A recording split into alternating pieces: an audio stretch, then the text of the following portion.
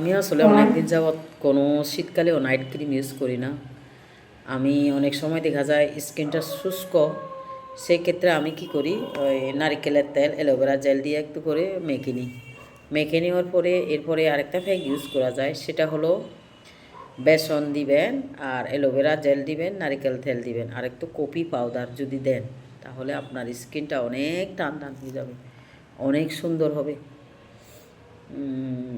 Basically আমার ভিডিওগুলো যদি আপনারা ফলো করে করে ইউজ করেন প্রতিনিয়ত, একটা না হয় একটা, তাহলে আপনার জন্য অনেক উপকার হবে। যেমন ধরেন হলুদ, রান্নার হলুদ, কাঁচা হলুদ তো আরও সেই লেভেলে উপকার, কাঁচা হলুদেরও যদি দিই, রান্না হলুদ দিয়ে যদি আপনি গরু দুধ বা চাউলের গুঁড়া দেন, কপি পাউডার দেন, সেটাও অনেক উপকার আছে, অনেক উপকার। কিন্তু ওই চাউলের গুঁড়া দিয়ে, এই গরু দুধ দিয়ে আপনি যদি ইয়ে করেন, প্রত্যেক দিন যদি একদিন দুই দিন ইয়ে করেন, হলুদ দিয়ে, হলুদ আর কাঁচা দুধ দিয়ে যদি ইয়ে করেন, আপনার মুখে অনেক গ্লিস মারবে এবং সাদা দপদপে সাদা হয়ে যাবে, মনে হয় যেন আপনি মেকআপ করছেন এরকম হয়ে যাবে।